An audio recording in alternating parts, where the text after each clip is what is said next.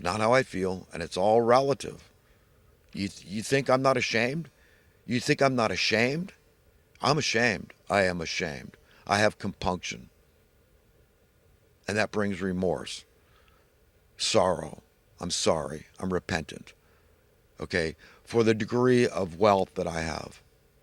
And you think giving me more wealth is going to bring me happiness? I'm beside myself, friends, because better men and women than me, better men and women than you, for all we know, we haven't met all the homeless, are suffering needlessly and dying sometimes. And you can give them all kinds of advice, but without love, I mean, it's all dead, just like it talks about in Corinthian. I mean, you give me the power of eloquent speech and everything else, but you know what? It doesn't matter. Okay, all the advice in the world, if you don't give me love, and how do you give love? By showing you care, by tangible methods, and at least speak out in their behalf. Let's come together on that and say there are simple, plentiful solutions, but there's people that don't want it. Do you understand? If you ended homelessness permanently, rents would come down. You say, well, what do they have to do with each other? You know, what does that have to do with the price of tea in China? Well, it's my take from my observations, empirically speaking, that there's no way they could extract the exorbitant rents and mortgages they are right now if people weren't living in mortal fear of homelessness. There's no way. If there was an option, if there was a truly affordable housing, people don't mind living modestly. Small dwellings, humble dwellings. But they want to live free. They want security. They want stability. Don't you? Don't we all? So it's as easy to understand that as say, hey, why don't we fix the problem? We spend $50 billion a year to subsidize housing costs, goes in the pockets of fat cats and makes the problem worse. Why don't we take a few of those bucks, siphon them off, and fix the problem permanently by buying shelters for people? Well, why don't we? You understand? It's not working because there's elements that don't want it to work.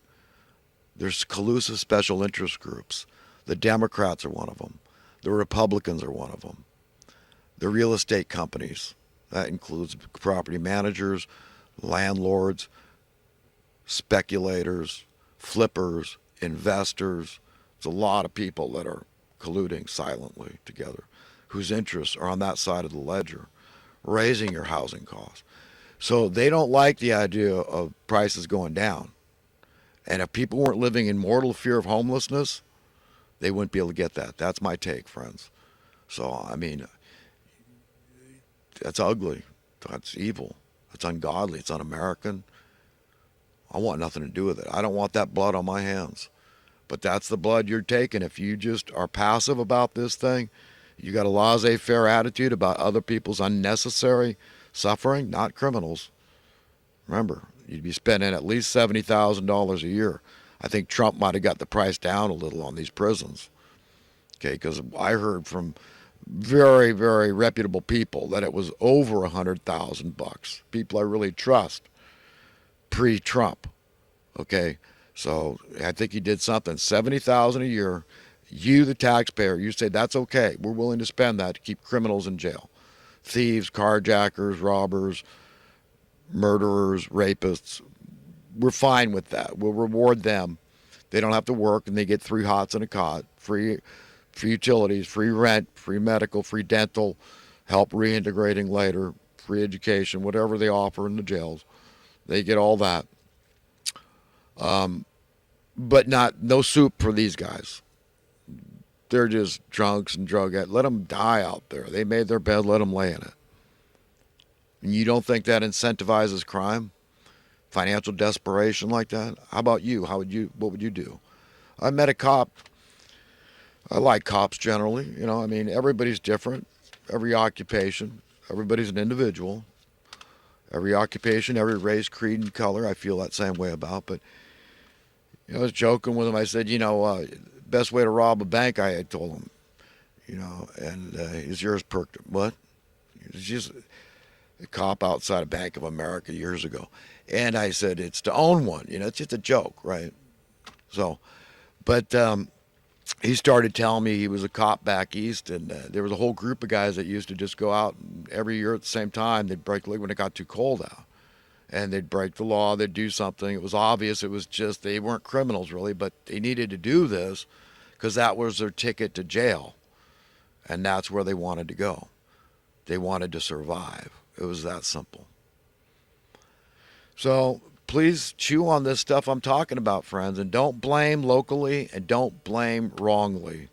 Blame correctly. Blame the causers. And it's not even the president. It's not even the Congress. It's not even the Senate. And it's not even whoever the chair of the Federal Reserve is. At the end of the day, it's very dark, powerful forces. These are satanic forces. These are the ones that will do anything to get their way. They will assassinate the head of the state of the most powerful nation in the world, JFK, to get their way. There's no way in hell the Federal Reserve should have existed day one. Knowing that JFK was already circulating a new dollar, he said, no, we don't need the Federal Reserve. We're going to go through the Treasury Department and we can print our own money. It's not a big deal to co-sign to conscript a firm to print our money and seigniorage is making our coins. It's no big deal. We can figure that out. So, and he was already circulating a new dollar. People got to learn their history, at least recent. That's recent. I mean, I was a 5-year-old kid. I remember it. The fives and the ones going around. So yeah, silver notes, silver certificates looked about like the dollar, a little different, but they were similar. So learn your history. But the Federal Reserve shouldn't exist. We wouldn't be in the red today like we are. $30 trillion or something. They don't report it on the news. They won't tell you what the effects of the national debt are. They won't talk about that stuff. I mean, it just, America's gone to the dogs, to the wolves, really, but essentially that's Satan. It's gone, we're done. We're cooked. Like the analogy of the frogs in the water, we were plunked in the water in 1963 at the assassination of JFK. Very precarious time for these evil men because they didn't know. But, they mesmerized us. They lulled the people to sleep in America with television and all the sitcoms out there, the Jackie Gleasons and on and on. Look into all the TV shows that came out right around the time top TV was, almost every household had TV at that time. And people said, oh, well, we'll just let this slide. We're not going to pay attention. And that's how they operate, through subterfuge. The frogs were in the water, and the only trick they had to do then, that was the hard part, getting the frogs in the water. American people went in the water in 1963 at the assassination of JFK, and they've been cooking us ever since. And what do I mean by that? Debasing our currency unnaturally, okay? Because your currency should have done what it did relative to the VCR. And what did your currency do relative to the VCR? Because of supply and demand capitalism, your money, the worth of your dollar went through the roof.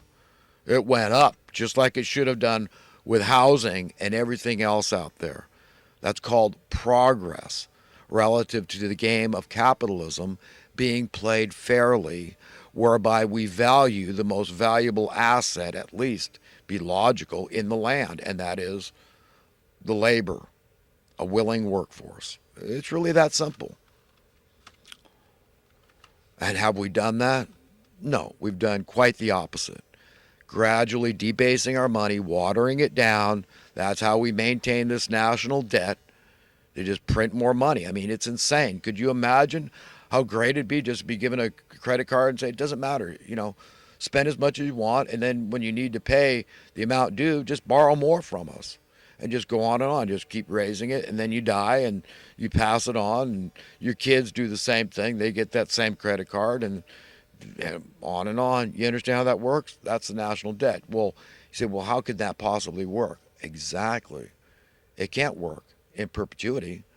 It works for a while, and it's caused me a lot of suffering over the decades, having to watch this unfold.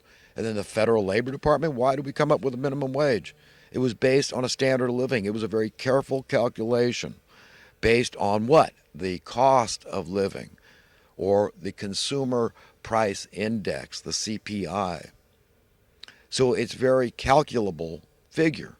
So when they At the inception of the minimum wage, the federal minimum wage, it was based on something very sound, a standard of living and what it cost to pay the cost of living, to have that certain standard of living.